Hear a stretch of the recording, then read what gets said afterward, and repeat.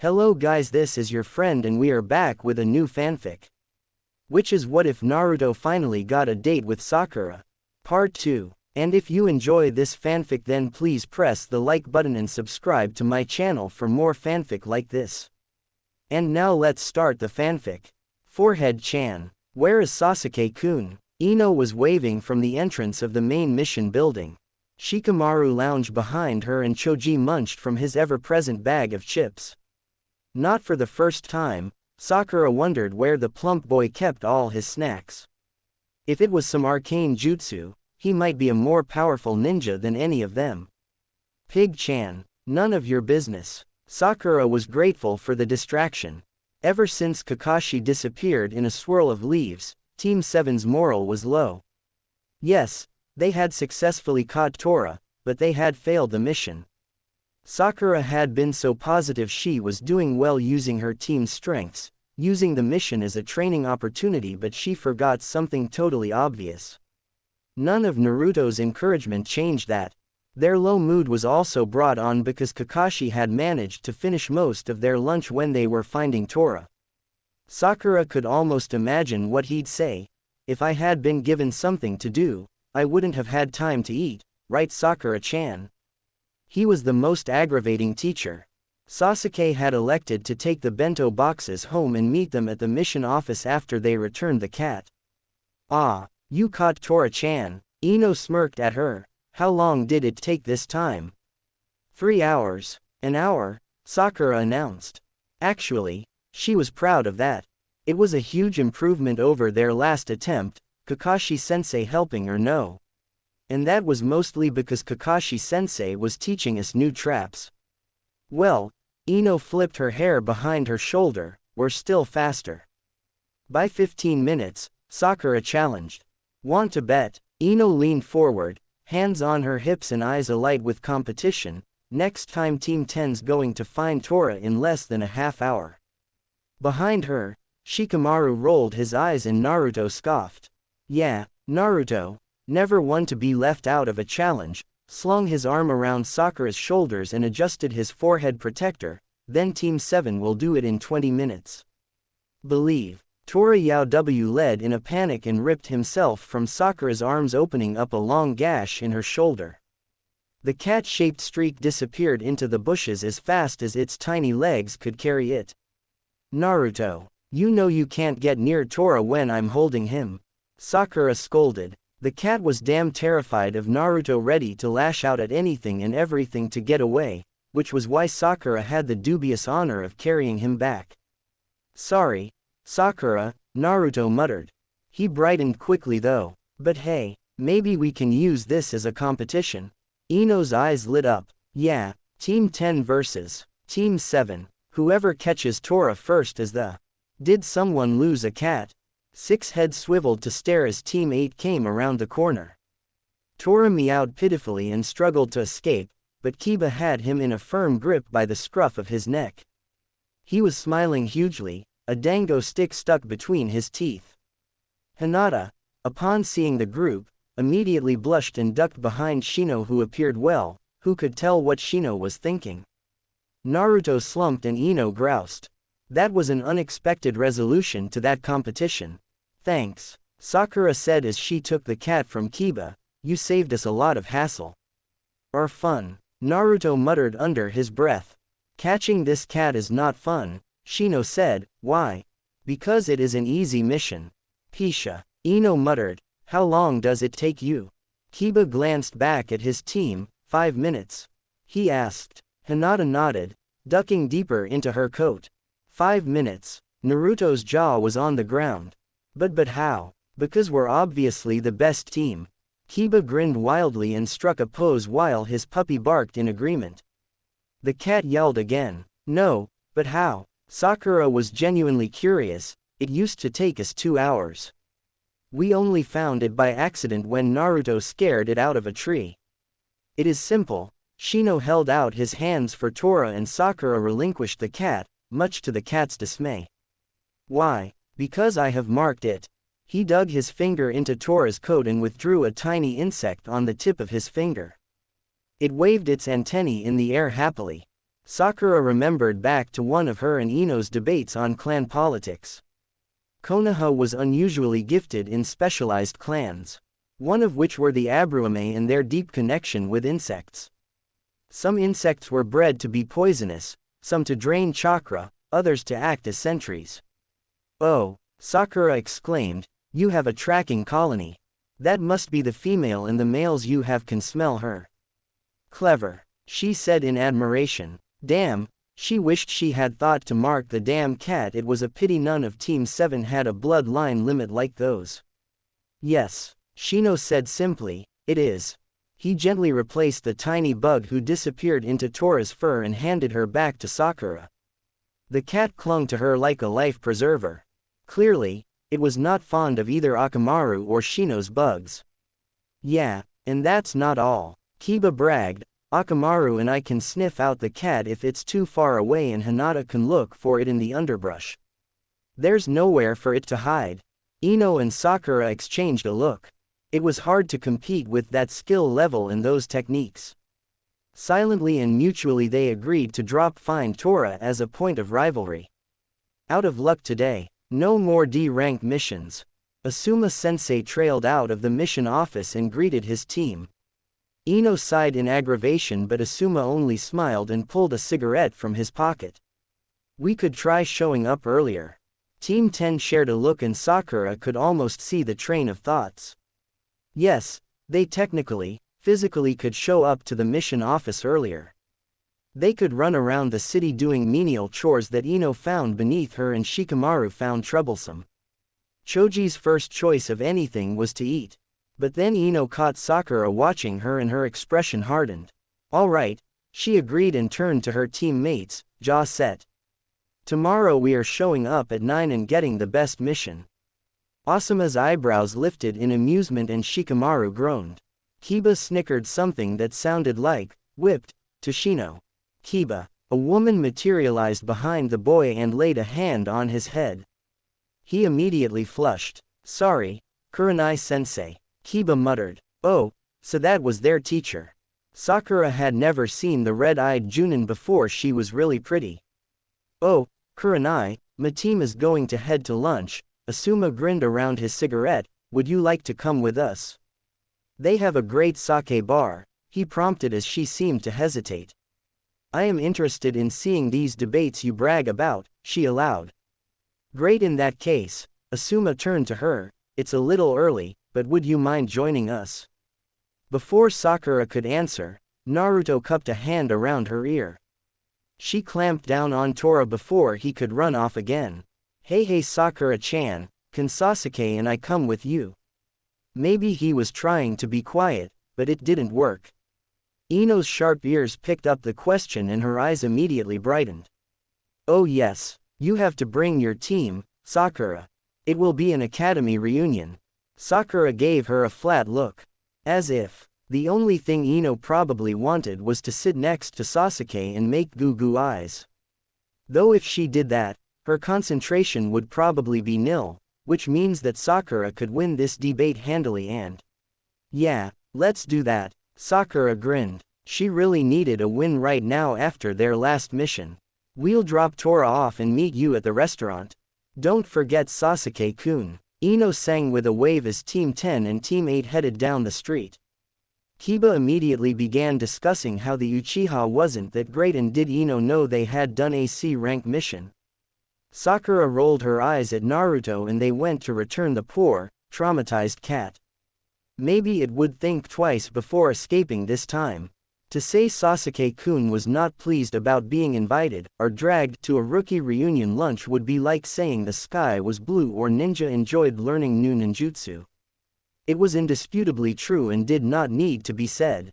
Luckily, Sakura had built up a tolerance to the patented Uchiha glowers that would have, months ago, sent her into a miserable, rejected, existential slump, wondering why the beloved object of her affections hated her. And how would they ever end up together, and what if Ino Pig married him and won in? It was sort of pathetic, honestly. Sakura mentally patted herself on the back for her growth these past months. "It will be fun," she reassured him. He disagreed. We'll get to see all our classmates from the academy, won't that be nice? Clearly it would be worse than getting your eyes torn out. Don't you want to see Sakura beat everyone else and be the smartest kunoichi ever? A negative, but hedging into uncertainty and that maybe that wouldn't be such a bad thing. Naruto and Sakura exchanged glances of triumph and she leaned in for the killing blow. I'll make sure you don't sit next to Ino. A grudging acceptance on the condition that he would sit there. He would glower, but he would not enjoy it. Naruto and Sakura shared a high five. 0x0x0x0. When they reached the restaurant, Team 7 was escorted back to the private dining room. Sakura's eyebrows rose. She had never been considered powerful or important enough to warrant one of the private tables. Though, she amended as she entered and saw the collection of people. With this many members and this many clans represented, it was a big deal for the restaurant. The teams were grouped on the sides of the square tables with the instructors at the head. Ino was clearly annoyed with this arrangement, but brightened when she saw them enter. "Oh Sasuke-kun," she cooed, patting the seat kitty cornered to her, "I saved you this seat. You can sit here." Sasuke immediately took the middle seat. "Nice," she hissed to Ino as she took the seat next to her friend instead, "very smooth. About as smooth as your huge forehead girl." Ino muttered, but didn't press. She knew Sakura had won this round. Naruto took the last remaining seat and Hinata, who was sitting on the corner next to him, immediately squeaked and sunk into her coat. "Huh," Sakura thought and fixed the girl with a hard stare.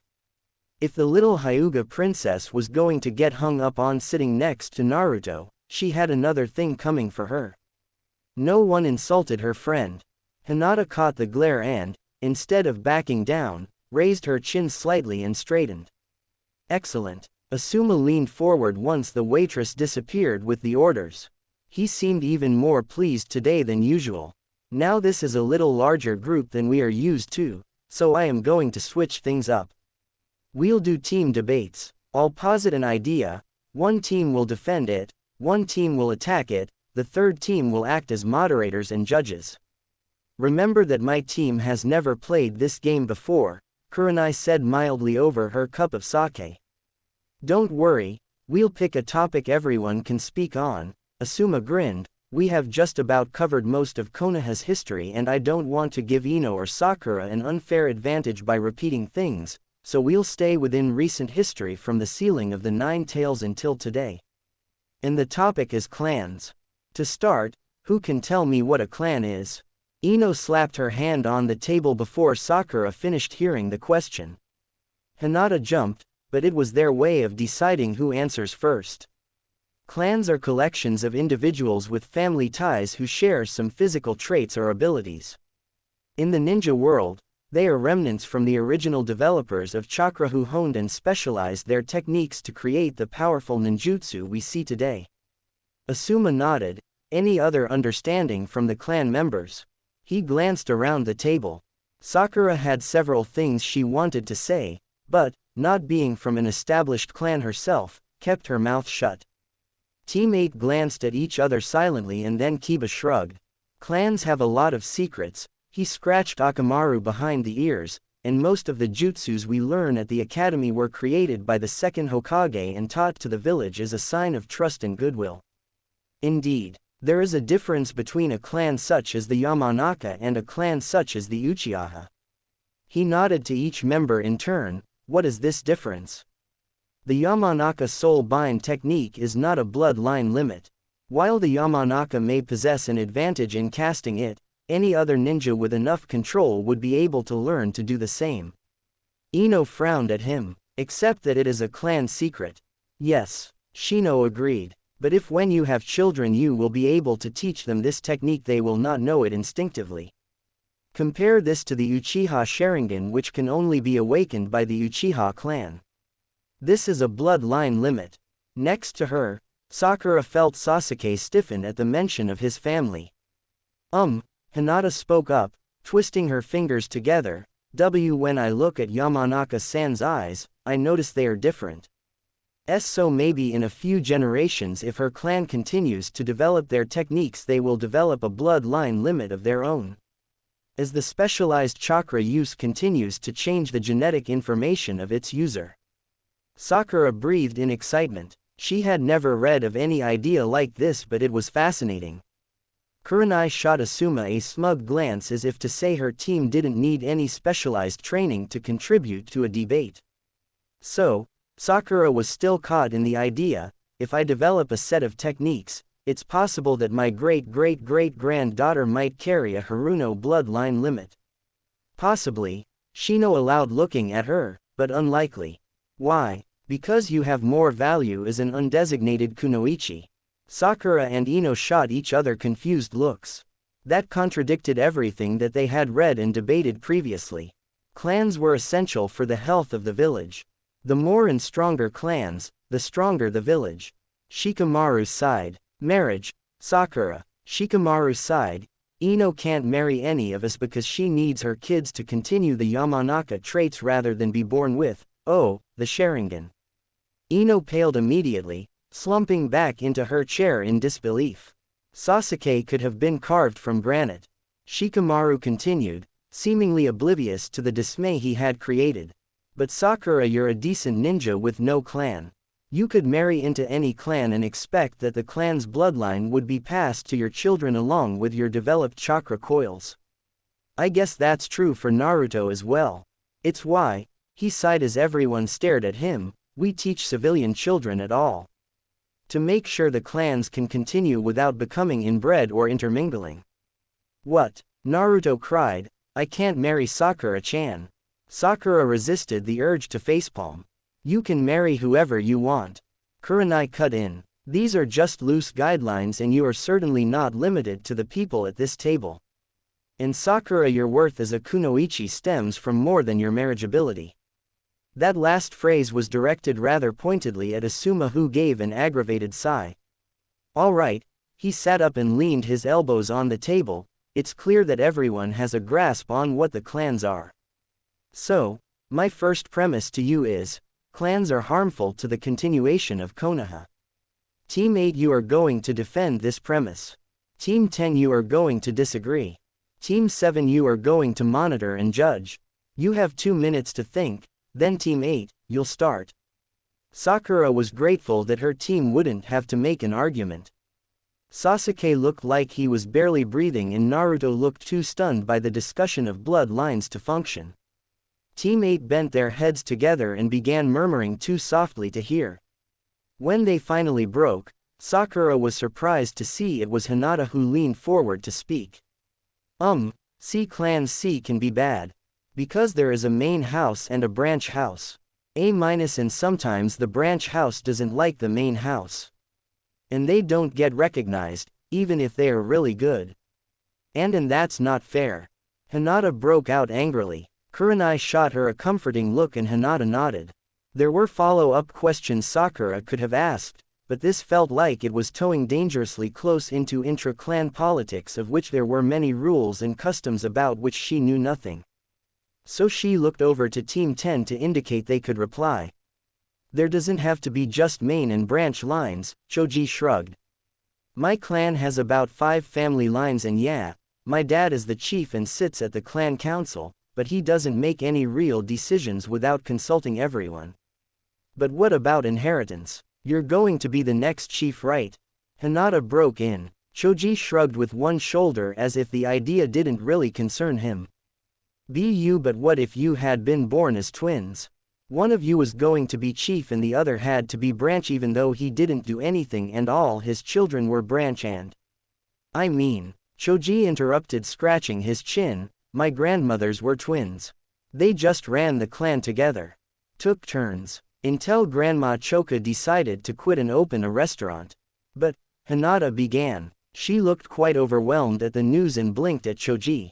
Sakura was now very confused and very curious about what life was like for Hinata behind her clan's closed doors.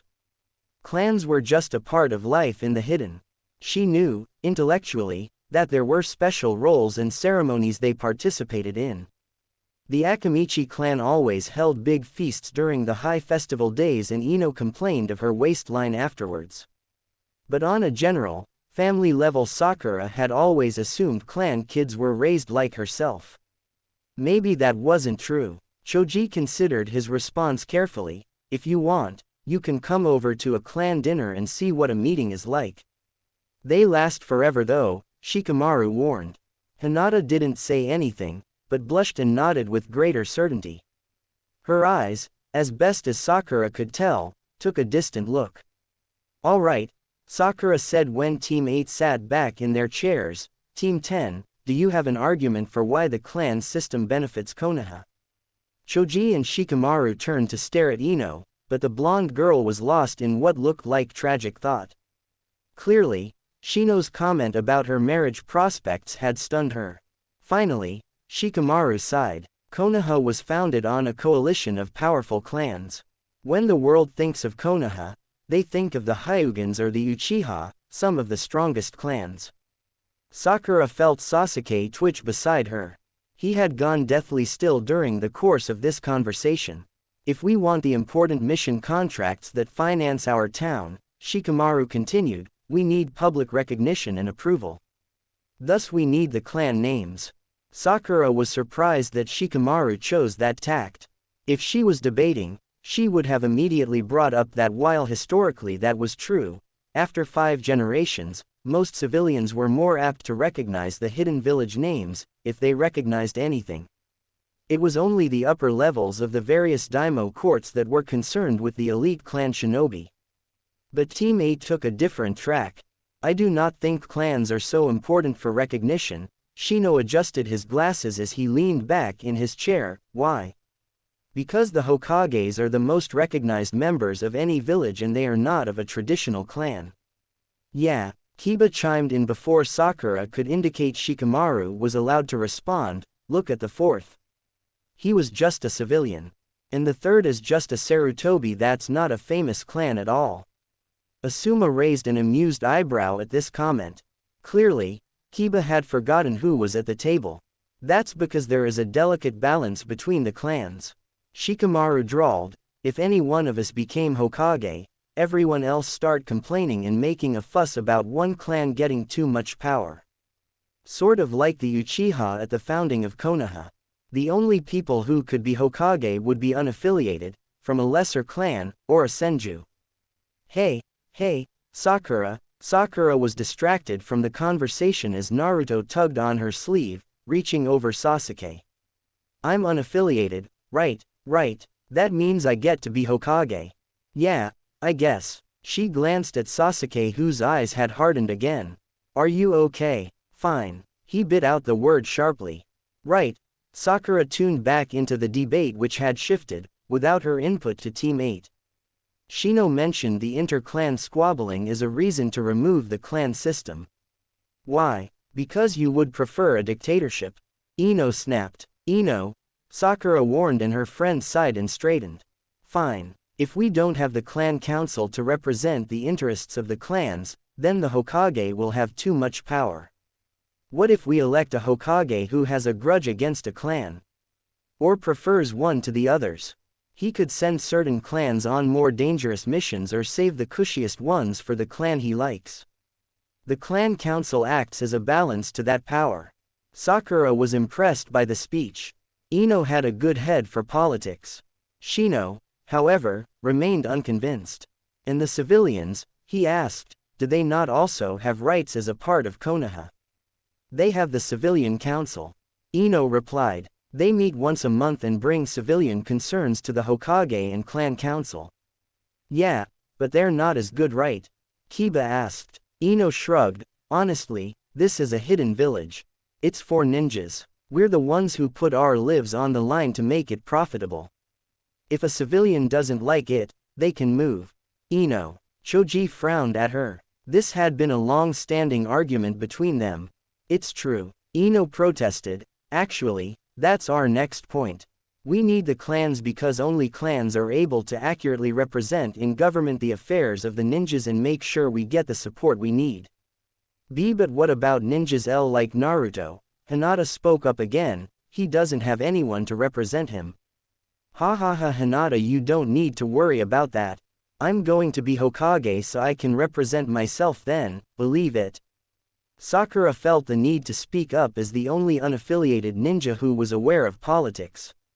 Actually, unaffiliated shinobi have their own government offices and programs to represent their needs. Since we don't have clan structures, banking, retirement plans or health insurances to back us up, the government takes care of us. For a hefty chunk of paychecks, she added, remembering her mother's griping. We're basically government employees, or part of the government clan. So what the heck does the clan council do? Kiba demanded. Mostly make sure that the specific and special interests of the clan are represented. Sakura said, like ensuring that the Inazakas have first access to any vet's shinobi or civilian. Kiba nodded in approval. All right, our turn. He turned to grin at Shikamaru, teeth sharp. The clan system promotes loyalty to the clan first and Konoha second. Which means that they could turn traitor if they thought it was in their clan's best interest. Shikamaru frowned. After all this time, I sort of doubt any clan worth anything would be willing to turn traitor. Konoha represents their interests too well. Yeah, well, what about the Uchiha? My mum said that they were never loyal and were always unhappy with their position. She could smell it. Sasuke twitched next to Sakura and she saw the tightness in his eyes grow. Hinata also noticed. Kiba, I think. But Kiba was just warming to his point. Yeah, and look what happened to them. My mum says that any clan that really valued loyalty wouldn't have been betrayed like they were. Ino frowned, leaning forward. You can't blame an entire clan for the actions of one person. Can't you? Kiba demanded. Breeding runs true. If the mum's crazy, the pup will be too. The chopsticks snapped in Sasuke's hands, but no one noticed. There's a difference between crazy and what? Kiba demanded. You have to be pretty damn crazy to murder your entire clan in one night. Yeah, but he was only 13 or something. Too crazy and too strong they should never have been. Slam. Sakura slammed her hand on the table hard enough to rattle all the glassware. The argument stopped abruptly as everyone turned to look at her. Sakura realized she was standing. Crap, what was she going to say? She needed to say something that would distract everyone at the table from the discussion of the Uchiha massacre.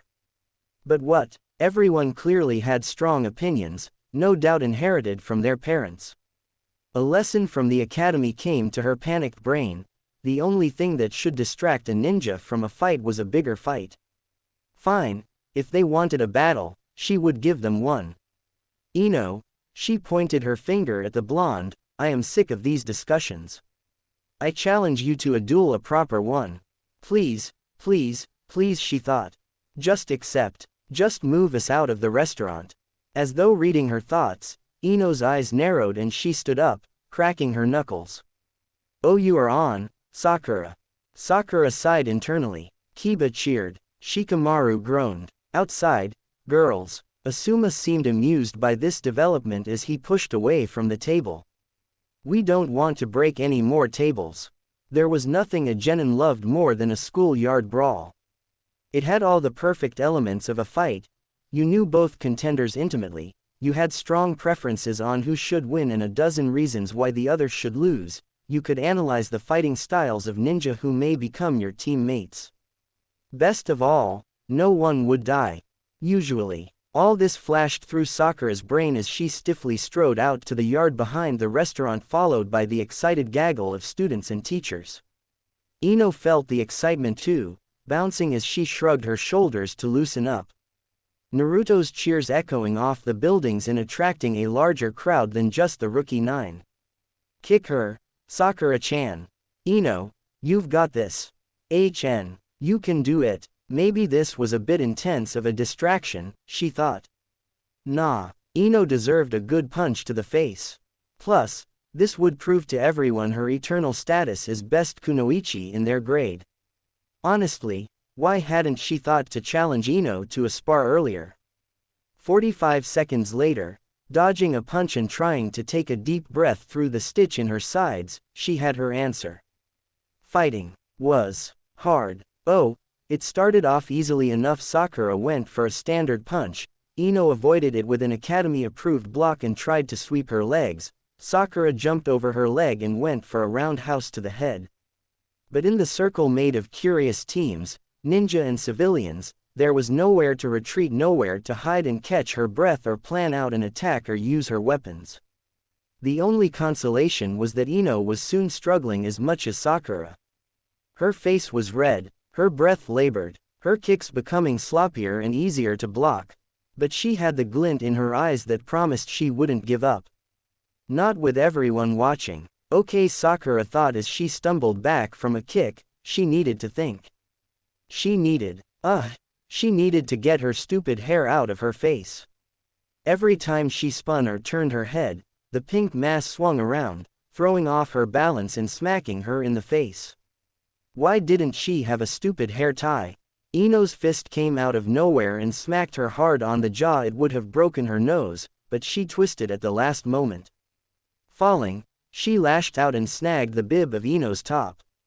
Her momentum and a sudden pull, toppling Ino down with her. The ground was comfortable. Sakura thought she could just stay on the ground for a bit longer. No, she really needed to get up. Punch Ino. Ino was so close she could just reach out and that's a tie. The figure of Asuma replaced the blue of the sky. What? Sakura wanted to protest. A tie.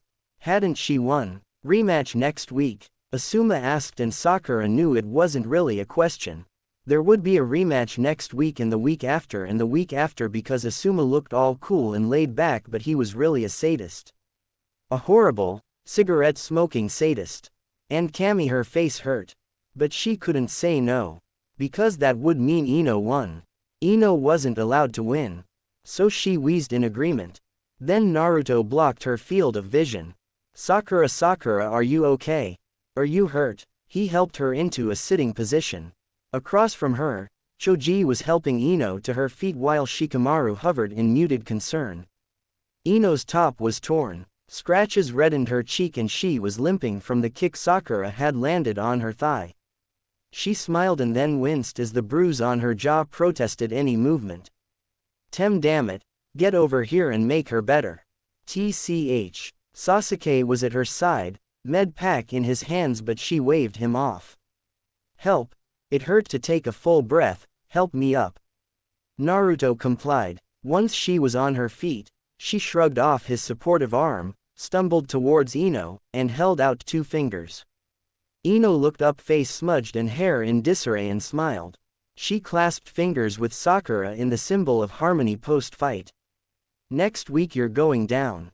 Sakura muttered. You wish. Ino laughed, and then winced. A meet at practice yard 12 in 2 days.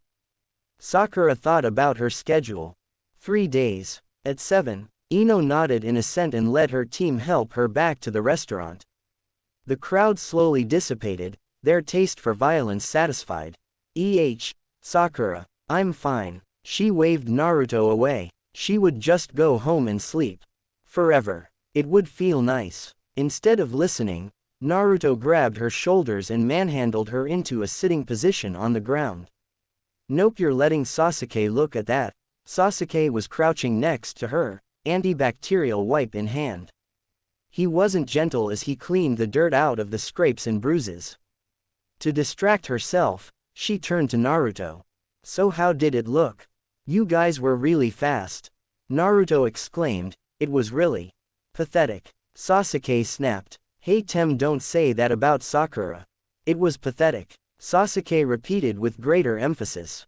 Your footwork was sloppy. Your punches were weak. You were thinking more than acting and couldn't block what were telegraphed and obvious attacks. If Ino wasn't your friend, you'd be dead.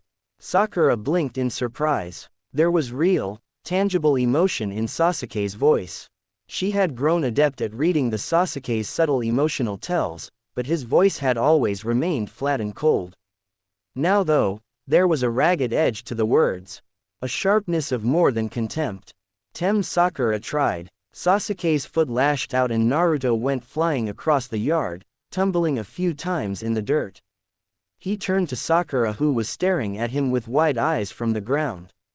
Do you see? The balance, the muscles relaxed. Sasuke demonstrated again, pivoting on a foot and lashing out with his leg. You're leaning too far back and your balance is off. Your mind is focused on not falling, not following through. Get up. Sasuke hauled her up and grabbed her ankle, forcing her leg up into the normal position. You see, your balance is all off. Naruto, get over here, kick him. I don't want to kick Naruto. Sakura protested. Then make a clone. Sasuke barked. He dropped Sakura's leg and whirled on Naruto, glaring at the blonde boy. Naruto, apparently suffering no ill effects from the kick, quickly doubled himself. Sasuke, I'm kind of tired. Do you think we could practice this later? No. The hint of raggedness had grown to a raw, furious edge to his voice. No. There is no later. There is never a later. We are doing this now. You are getting it right and we will not wait. Sakura was reminded of Kiba's claims of Uchiha insanity. But this was Sasuke. He was intense, but he was their teammate. Alright, Sakura said soothingly, alright. We'll practice. But let's go to a practice yard. Asuma sensei is cool. He embodies the proverb, you can bring a horse to water, but you can't make it drink. I don't think he would be big on teaching Team 10 unless they were interested in learning. But he can be quite sneaky, like how he tested Shikamaru's IQ, so I think he would see this rivalry between Ino and Sakura and decide that Sakura is the perfect way to force Ino to study. Or train. Also, I can't figure out a way to make this explicit, but we are really close to the anniversary of the Uchiha massacre, which is why Sasuke is just a little, more sensitive about everything. It was dark before Sasuke let them stop. By that point, even Naruto's boundless energy had proven limited. Sakura was little more than a puddle of exhaustion remaining on her feet by some untold miracle. She had never worked this hard before. Not in her rivalry. Not at the academy. Not on their D-rank missions. Never. Every time she was ready to keel over and fall asleep right there in the practice yard, Sasuke was at her side demanding that she kick again, punch one more time, block this attack.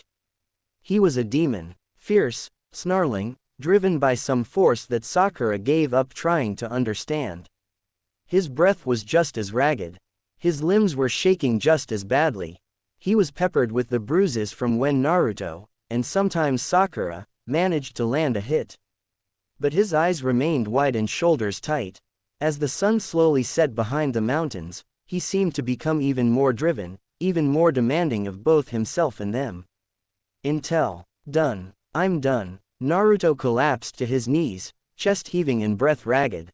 Get up. We're not. No, Sasuke. Sakura wanted nothing more than to collapse on the ground next to Naruto, but she knew if she sat down she wouldn't get back up.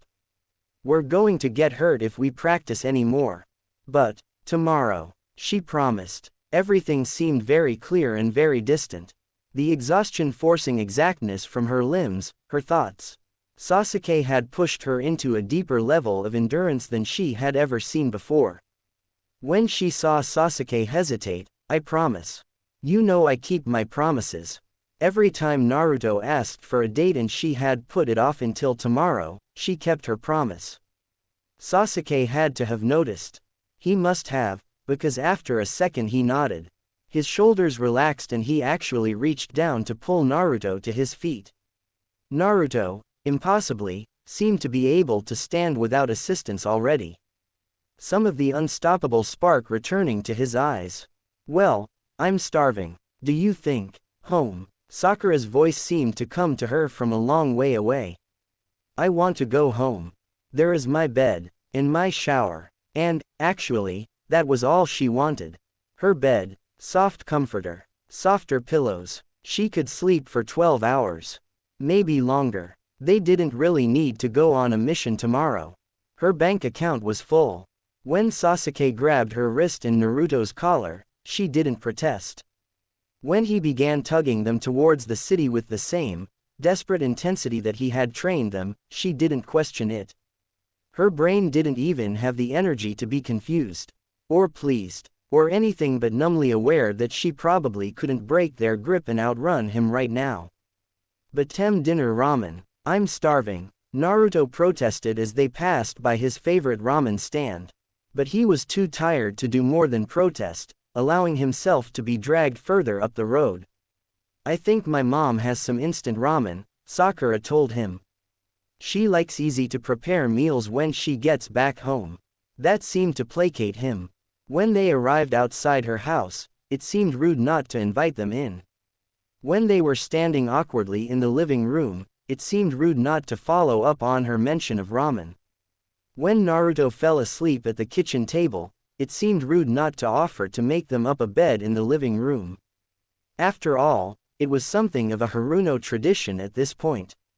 Both her father and mother's teams had spent plenty of nights on the pull-out couch after a long mission away or night of drinking. Okay, she waved at the unfolded mattress as Sasuke dragged Naruto from the table. Here. Tomorrow. Yes. She was too tired to make any more sense of her words, eyelids heavy and feet dragging. She would take a shower in the morning. She needed to do laundry soon anyways, so she could just risk getting her sheets and pajamas dirty with. Hey, Sasuke had grabbed her wrist again and was tugging her back to the living room. However, the food in the home had restored Sakura to some of her senses. She broke out of his grip and shoved him away when he tried to grab her again. Words, Sasuke, you have them. He glowered at her and she shook her head. Glares are not words. We're humans, teammates. You can't just drag us around. Like we're dolls. It took her brain a moment to muster the proper term.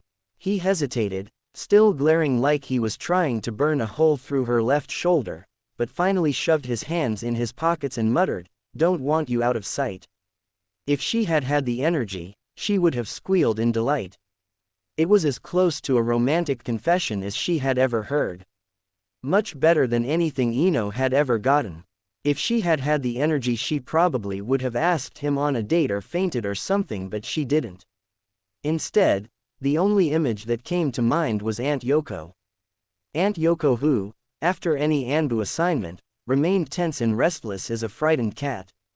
Who would pace around the kitchen while her father and Toru were making dinner, touching each of them on the shoulder with each pass. Gently, not enough to hurt, just enough to make sure they were right there. Aunt Yoko who wouldn't let her go to her room to do homework without getting nervous and muttering, until her father kindly asked if she couldn't bring her math homework downstairs and do it at the table. With that realization came a rush of energy. Sakura dropped her hands and smiled at Sasuke. Okay, he seemed to relax. I'm going to go into my room and close my door to change into my pajamas. It won't take more than 3 minutes. After that, I need to brush my teeth. Then we can go downstairs. Okay. She waited until he nodded minutely. Her father always narrated each of his actions when Aunt Yoko was home, always waited until she acknowledged him. Sakura used to think it was creepy and weird, but now she understood. Sort of. 2.5 minutes later, she was in her sleepwear. 2 minutes after that her mouth felt clean again and they were downstairs.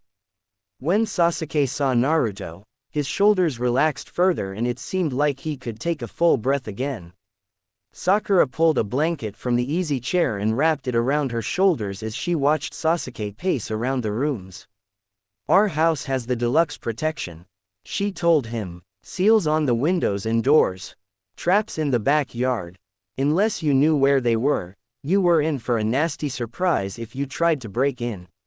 Not helpful against Anbu. They know all the variations, Sasuke muttered, but he took a seat across from her.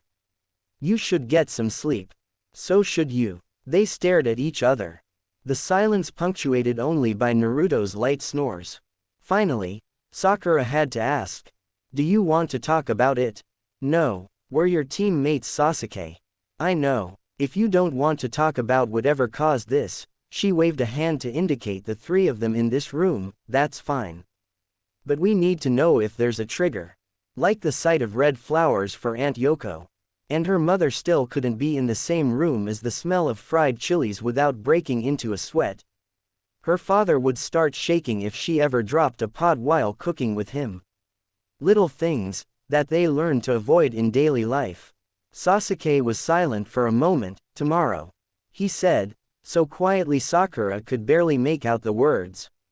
It took a moment for her brain to put together the facts. The 6th day of the rabbit moon. Usually a nice day, good weather, the memorial of. Oh, that made sense. He was my brother, Sasuke admitted as the silence between them stretched. Not some insane, rouge ninja. And my mother wasn't mad. He bit out the words like a bark. Sakura winced and wished she had ended the conversation at lunch earlier, before Kiba could let any more stupidity out of his mouth. What was she like? Sakura asked after a second. You said she was a good cook. The best, Sasuke corrected, then fell silent. When he spoke again, his voice was tight and Sakura was glad for the darkness. She was kind and gentle. Everyone thought father ran the clan, but we wouldn't have been a clan except for her. She took care of everyone. And he was so much like her, and then I don't get it. I don't get how he could have her, why he left me, and every year I think he's going to come back. Finish off the clan. And, Sasuke, we won't let anything happen to you. Sakura jumped as Naruto's voice echoed through the dark. The blonde boy sat up and his face was more serious than Sakura had ever seen it. I'm not worried about Midori, Sasuke hissed. And suddenly the last mysteries of Sasuke's behavior clicked into place. His tension the past few days. How closely he had been following them. How he needed them in the same room. This wasn't remnants of trauma, this was genuine fear. Okay, this is nice, Sakura said suddenly. Both boys stared at her incredulously. I mean, my mom has been on an extended mission for the past month and my dad has had to spend time with Aunt Yoko, so it's been lonely coming back here. We should have another sleepover tomorrow night. Surprisingly, it was Naruto who picked up the unsubtle subject change first. Yeah. This is nice. Way better than my bed. And Sasuke can cook for us tomorrow night, so no running away Dobi. TCH, Sasuke muttered, but he seemed to relax as Sakura and Naruto bantered about dinner plans and training ideas for the future until sleep claimed them all.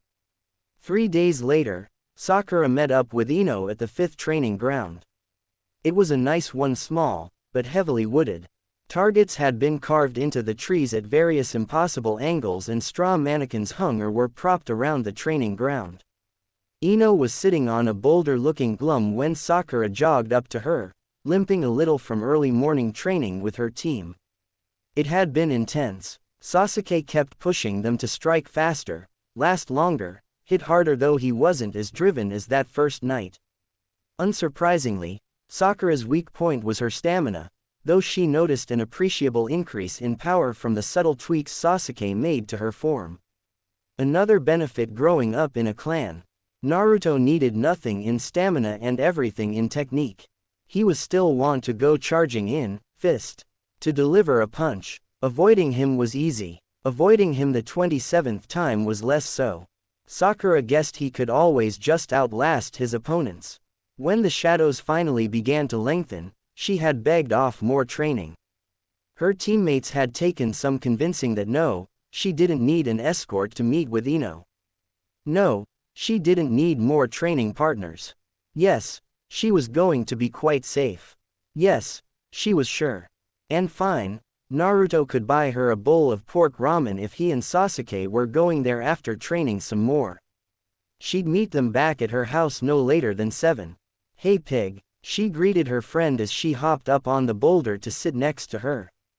Why the long face? Hey, Ino sighed and stretched in the afternoon sun. Is Sasuke okay? What? Sakura immediately tensed at the mention of her teammate. Ever since his confession, Sakura had found herself overbearingly protective of the dark-haired ninja. Ino misinterpreted the tight tone. Don't worry, I'm not interested. Shino made the pointlessness of that crush quite clear. She muttered bitterly. I could tell he was freaking out during that lunch and wanted to make sure Kiba didn't upset him too much. Only Ino would describe the slow stiffening of Sasuke's spine as freaking out, Sakura thought fondly. He's doing better, she admitted. It was the memorial a few days ago. Yeah, I thought about going but, Ino shrugged her shoulder, thought he might not want to see me. It's all right, Sakura assured her, there wasn't a big crowd. That was an understatement. No one had shown up to the stone memorial but her team. They had dressed in black and watched as Sasuke laid down the flowers and lit the incense in memory of his lost family. Sakura, who had never dared attend before, had been surprised by the lack of support. Yes, it was 7 years ago, but on the anniversary of the attack of the Nine Tails, the entire town went into mourning, and that was 13 years ago. Well, that's not surprising, Ino said. Then, seeing Sakura's questioning look, the Uchihas weren't popular. Powerful, but not popular. But they were one of the founding clans of Konoha. Sakura protested. Yeah, but, Ino sighed and ran a hand through her ponytail. Ugh. You're so smart that I forget you aren't a clan kid.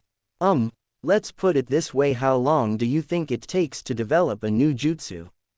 Not just a variation on an existing one, but one totally new. Sakura frowned. Jutsu creation had been mentioned in the academy, mostly in relation to the Hokages who created new jutsu and were world-renowned for such prowess. There were a few scrolls in the library, but they were mostly unreadable.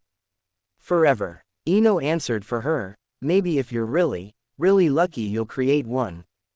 But that requires huge reserves of stamina, insane chakra control, and a really, really dedicated study of how jutsus work and evolve. So when my ancestor, Inami Yamanaka, created the mind-body switch jutsu, it was a big deal. She spent her whole life developing it. Now, imagine, if after all that work, all that development, all that promise of fame and protection for your clan, someone could walk up, take one look at what you are doing, and then copy it perfectly. Ino shrugged. So yeah, the Uchihas were powerful because of their Sharingan, but there was always a fear that they were going to steal all the lesser clans' techniques. I hadn't thought of it like that, Sakura admitted. It's not widely admitted. Everyone likes to be, oh, so sad, look what happened to the Uchiha, but there's a lot of people who think they had it coming. Sakura winced thinking about Kiba's comments and Sasuke's reaction. But, Ino jumped up and stretched, cracking her back. Shall we get to training? Asuma-sensei is going to hold me to that promise of a weekly battle, and I'd like to not embarrass myself this time. Sakura agreed, but as she stood up, a sharp line of pain ran down her leg from where she pulled it trying to knife kick through Naruto's block. Maybe more training isn't what she needed. She caught sight of the straw mannequin swinging in the breeze and an idea popped into her head. Hey, what if we practice our accuracy? She suggested. Ino gave a sigh of relief. Yeah, absolutely. I'm still sore from our fight. 10 attempts from 2 meters, then back up. It was a standard academy warm-up practice and Sakura agreed happily. 20 minutes later, they had moved on to running throws, trying to hit the center of the target while sprinting past. Neither of them were very good at this practice and were more likely to miss the target entirely or send it swinging from a blow to the side. Not bad, but you are still throwing like you are standing still. Ino and Sakura looked up sharply to see a brown-haired girl crouching on a branch above them. She was dressed in a pink blouse and had her hair up in 2 buns. Oh, Sakura exclaimed, you're Tenten. You were the highest scoring kunoichi in the year above us.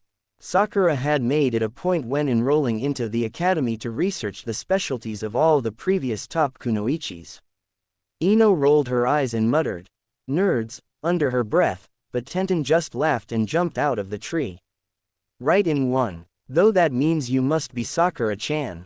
You managed to beat my overall score by 3 points, right? Sakura blushed at the praise. Yeah, but you still had more points in mathematics. I just read a lot more history books. You said we weren't throwing correctly. Ino cut in before Tenten could respond, clearly uninterested in rehashing test scores. Ino had been a very capable kunoichi, but her strengths had been in weapons and taijutsu rather than the academics. There, Sakura privately thought. She preferred to coast on what she picked up through conversation with her father and the other T&I professionals of her clan. It gave her a very skewed look of history and ethics. Yeah, you're extending your arms too late and not correcting for your forward momentum. Here, let me show you. Tenten pulled a storage scroll out of her pouch and, with a puff of smoke, 5 shuriken were in her hand.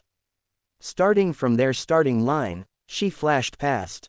The first thing Sakura noticed was that Tenten was much faster than either she or Ino. The second thing she noticed was that all 5 shuriken had hit dead center of the target.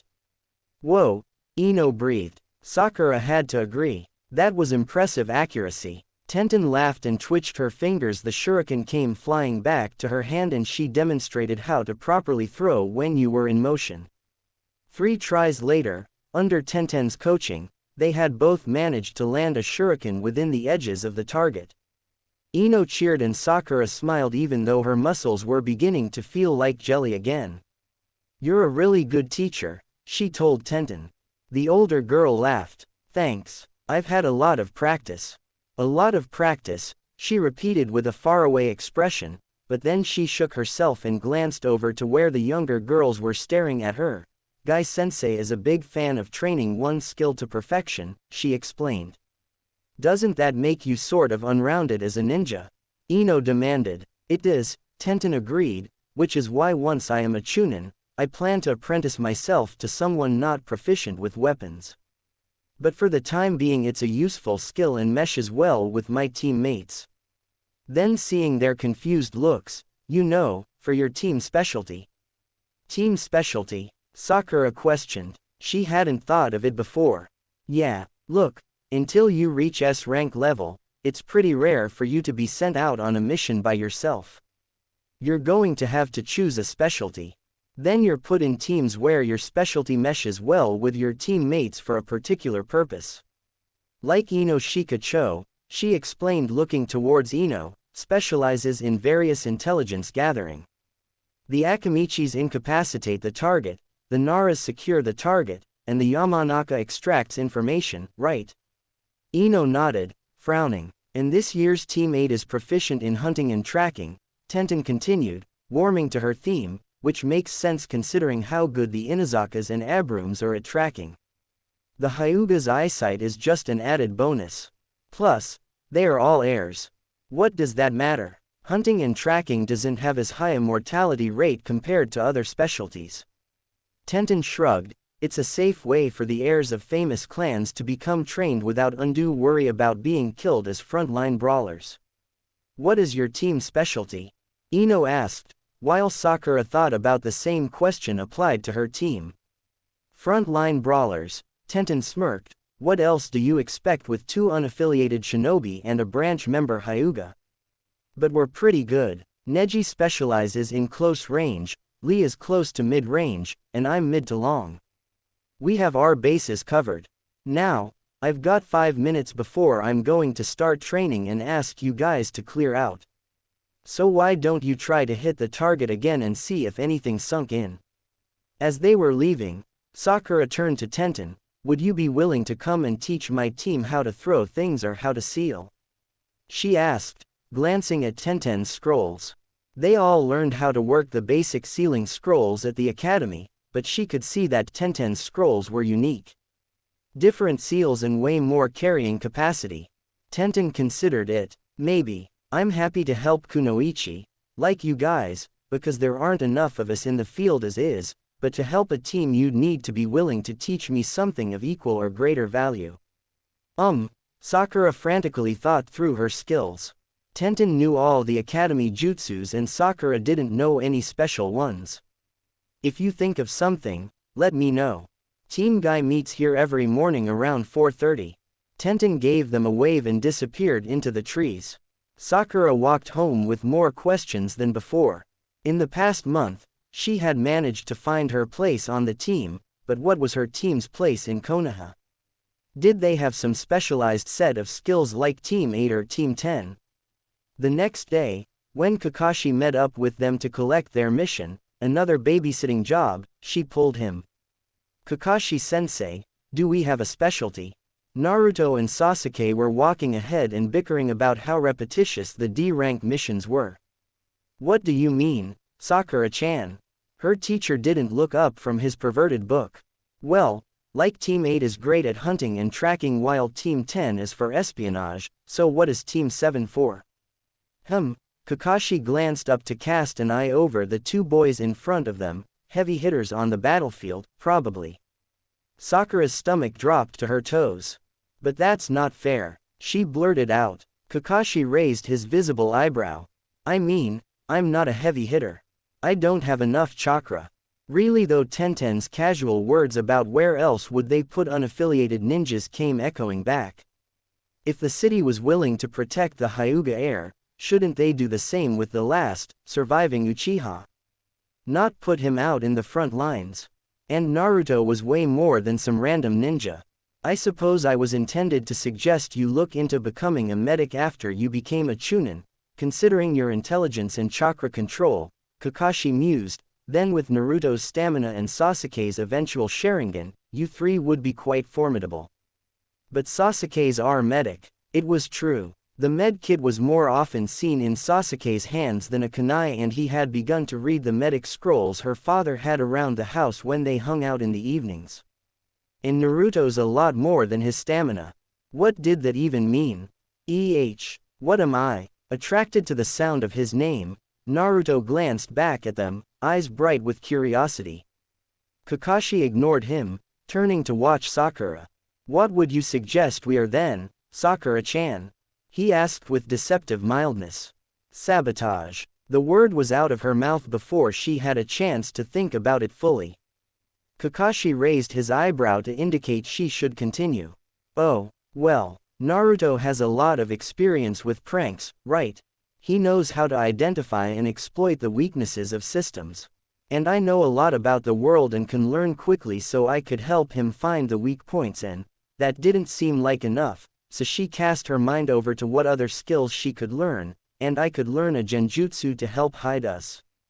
Or disguise us. And Sasuke? Kakashi asked. We'll need protection, Sakura admitted, thinking of Choji's supposed role in the Ino-Shika-Cho combination. And he knows the most about the ninja arts than any of us. Sasuke looked a little pleased at that last remark. Interesting, was all Kakashi said, and then ushered them into the mission building. If Gramps sends us out on another D-rank mission, I'm going to quit. Believe it, Naruto groused as Team 7 walked towards the mission office. They were all rather sweaty and scruffy from their morning sparring session. Sasuke had insisted that they practice their taijutsu at least as often as Sakura educated them on all the diverse subjects of a paper ninja. It meant Sakura went to bed sore and aching most nights, but she couldn't deny that her stamina was beginning to increase. Really? Dobi, quit? Yeah, how am I supposed to become a super powerful Hokage if all I'm known for is babysitting brats and weeding gardens?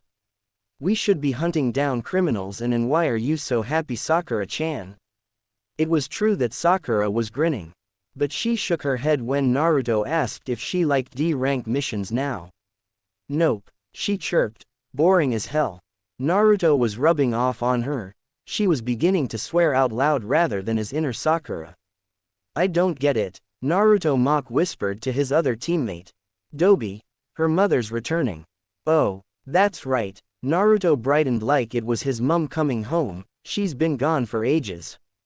How long now? 67 days, Sakura replied promptly.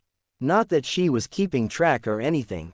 Almost 5 times longer than she should have been deployed. Yeah, because she kept finding all those rumors about kids who had been stolen out. He complained as Sakura thumped him on the head.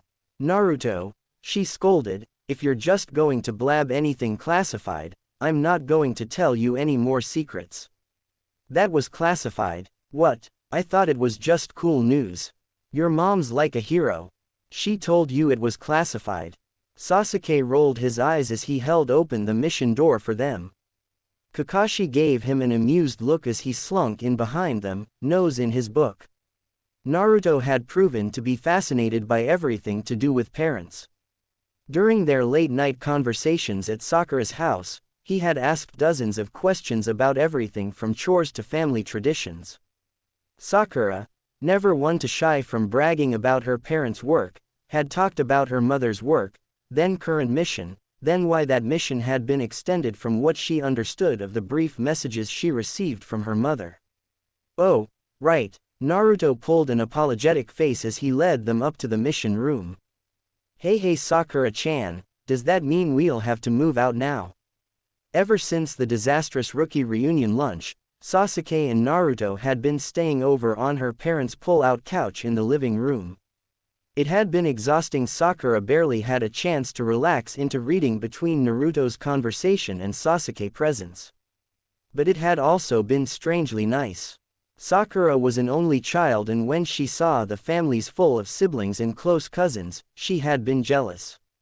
Her family had been so quiet by comparison. Well, Sakura paused in front of the mission room when the Chunin guard held up his hand. Maybe soon. Honestly, she had hoped Sasuke at least would have picked up the hint that they should leave before her mom returned, but he had remained startlingly obtuse about the, admittedly, subtle hints. Ah. Naruto slumped against the wall. It was a lot of fun having a sleepover. And your house is way nicer than my apartment. If Sakura thought her house was lonely when one or both parents were on a mission, she couldn't imagine how bad it would have been to grow up without anyone to meet you at home. Or, she amended, glancing over at her expressionless teammate, how it was to only have memories of how it was. She was prevented from folding and allowing them to stay as long as they wanted, but the door opening and Team 8 trooping out. This was the first time the two teams had met since the lunch, and Sakura bristled at the sight of Kiba, stepping slightly in front of Sasuke as if to shield him. For his part, Kiba blanched when he saw them, shoulders slumping slightly. Kakashi, Kurenai greeted their teacher, then turned to her team. Kiba, I believe you had something you wanted to say. Kiba very much looked as though he wanted to learn a Douden jutsu and disappear into the earth, but he took a shuffling step forward. Akamaru hid behind his legs, with a drooping tail. Yeah, about that lunch. That's enough, Naruto growled, stepping up to the boy. You should watch what stupid comes out of your mouth. Kiba looked relieved to be distracted from his point. Big words from the dead last. Why you flee, Kiba? Hinata's voice cut across the brewing argument, firmer than Sakura had ever heard it. You were going to apologize. Yeah. Kiba scooped Akamaru up and scratched behind his ears. Sorry for saying that stuff about your family, Sasuke. It was dumb and rude, and, man, you should have seen Hinata afterwards. She tore me a new one. I didn't think she could get that worked up about anyone, but nah. We are very sorry. Shino cut in as Hinata went first deathly white and then bright red. Social interactions are still our team's weakest point. Why? Many reasons. Will you accept our apologies? Sakura glanced behind her at Sasuke, whose expression, even to her, was unreadable. Finally, after a moment, he shrugged. Whatever. That was probably the best they were going to get, and Kurenai knew it. Well, it was fortunate we were able to run into you, she said. Perhaps we can meet for lunch again. Last time was very instructive. Sakura was torn over her protectiveness of Sasuke and the social conditioning that meant accepting any apology offered. Finally, politeness won out. That would be nice, she agreed after a moment of awkward silence. Kurenai accepted her answer and herded her team down the hall. After a moment, Sakura realized Kakashi was watching them. What? She asked. You guys get into such interesting adventures without me. You could always show up, she reminded him. I could, he mused, but there are so many old ladies to help cross the street. He shook his head sorrowfully as though the weight of the world rested on his shoulders. Sakura rolled her eyes and followed her team into the mission room. 0x0x0x0x0. Absolutely not. Naruto x'd his arms and shook his head in firm refusal. The Hokage raised his eyebrows. Oh, I thought you didn't want any more D-rank missions. I don't, Naruto agreed just as firmly. But when I give you a C-rank mission you refuse? He asked. Naruto nodded. We can't do that one. And why is that? Sakura was astounded, once again, at how much patience the Hokage extended towards Naruto.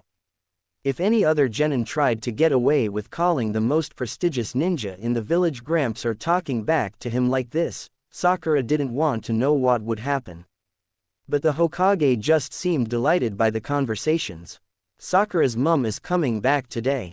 We can't leave on a mission. Naruto, Kakushi's voice was cool. Nope, she's been gone for 67 days and Sakura's missed her lots and. Naruto, it's fine. Sakura was amazed at how steady her voice was. When the Hokage had offered them a C-rank mission, she had been elated, until she found out that they were expected to leave that afternoon. But Sakura, the look he gave her was tragic, but she forced a smile on her face. We're ninja, Naruto. Our duty to the village comes first, even if it meant shepherding drunk old bridge builders around the country. My mum will understand, but, thank you, Hokage. She bowed to the older man. We are happy to accept this mission. 0x0x0x0. Naruto had been so devastated on her behalf, that it wasn't until she was back in her room, packing up a travel case, Sakura felt any of the disappointment.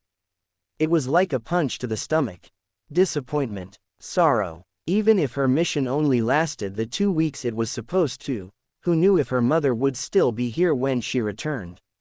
She could be sent on another mission or her father could be Sakura sighed and focused on folding her sleeping clothes into neat rolls that wouldn't wrinkle with travel. She was a ninja. Her mother was a ninja. This was part of the ninja life. Sometimes months would be spent away from your family with only your team as company. Her father had understood when she called him. Her mother would understand too. She glanced around the room to make sure she hadn't forgotten anything. Medpack check. Extra weapons pouch check. Blank scrolls and pens if necessary check. Extra clothes check. A towel check. Book for the road. Sakura hesitated at the bookshelf. It might not seem like much weight now, but if she was forced to carry it for hundreds of miles, every pound mattered. A light one, of poetry. Her fingers traced over the spines and then hesitated at her time travel book. Ever since the first message, she had checked inside diligently to see if her future self had left any other messages. There had been nothing for the last 2 months, but she hadn't checked while Sasuke and Naruto were here. What the heck? She pulled it out and flipped to the back page. Her eyes widened. Her breath hitched. There was another message. But this time it wasn't an instruction. What is a ninja? Signed with a flower. Genin didn't have many options when it came to missions. D ranks, their bread and butter, were basically chores and genin the cheap labor. Sure, they could look at the chores as training exercises, but streets needed to be plowed in the winter, weeding needed to be done in the public places, and farmers needed help at harvest time. These missions, in addition to keeping the wheels of the city turning, were designed to be completed quickly and give the young ninja plenty of time to train, socialize, and develop their teamwork. C-rank missions were further subdivided into Chunin and Genin missions. Genins could be trusted to escort traders to neighboring, allied countries, act as bodyguards for minor officials, and act as messengers between outposts in the Fire Country. These missions were to further develop teamwork but also teach the students the rudiments of long-distance travel, geography, and politics.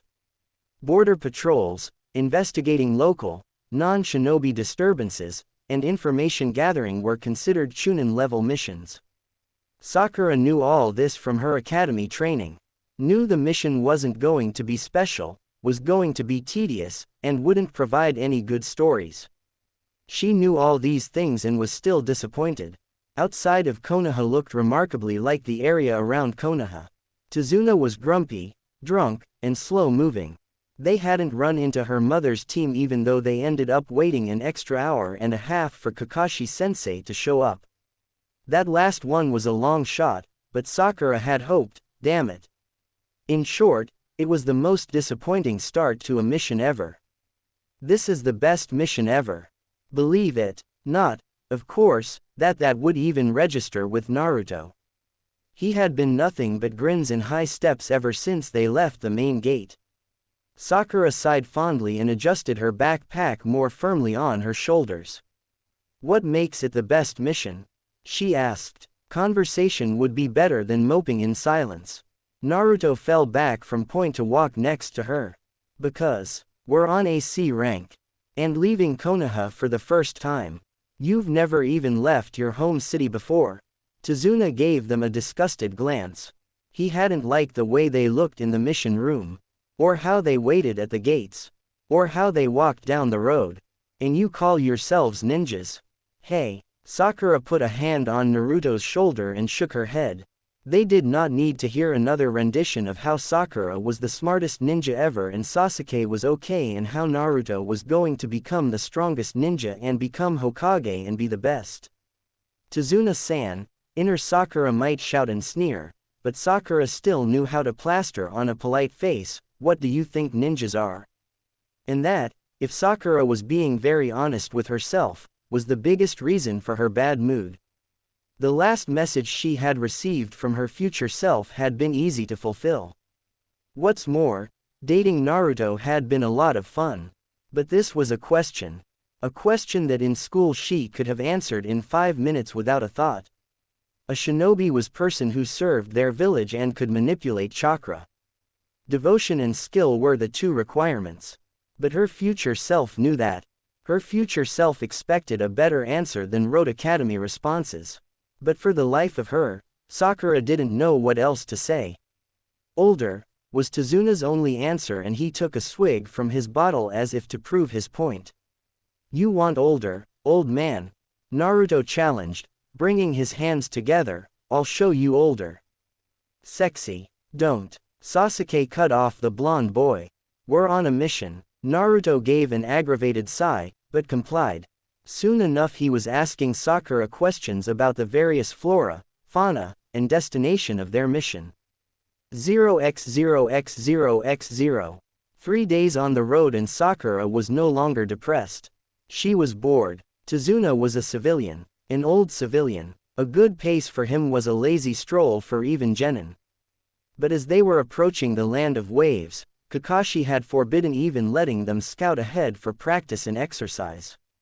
The landscape changed so slowly that even Naruto had a hard time being excited about new varieties of birds and plants. At least he was good company. What do I think a ninja is? He asked, frowning as he thought around the question.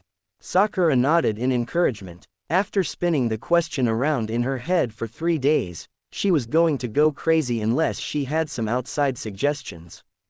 Well, he glanced up at the sky, it's someone who is strong, right? There's lots of ways to be strong, Naruto. Yeah, but like super strong. Like in all the ways. I'm not strong in taijutsu, she pointed out, does that mean I am not a ninja? Naruto looked at her like she was being dumb, yeah, but you're working on it. So, as long as you keep working at it and never give up, that's what being a ninja is. He grinned at her. Naruto. That's really dumb. She rubbed the bridge of her nose. There are hundreds of reasons why you shouldn't pursue something mindlessly. No, it's not. Back me up, Tem. A ninja needs to be strong, right? HN. A grunt of agreement. Sakura rolled her eyes. Yeah, but why does a ninja need to be strong? For acknowledgement. To win. That's really stupid, inner Sakura shouted. Acknowledgement. There were dozens of easier ways to gain recognition. Win. Win against what? Sakura sighed and turned back where their teacher was trailing behind them, Kakashi.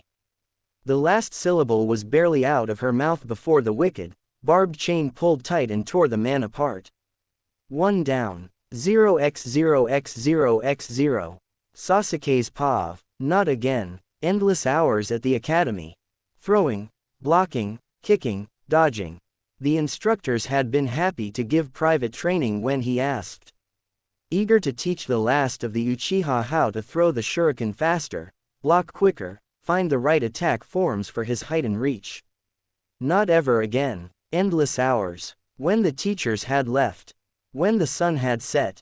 When all that was left were the ghosts in his blood-splattered home, he kept training. Read through the private Uchiha library. Ran through the hand signs for his family's fire jutsus in mindless repetition.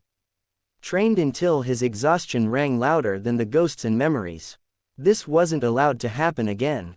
Endless hours training. So when the tentative peace of the past 2 months was shattered by a spray of blood and gore, too much blood.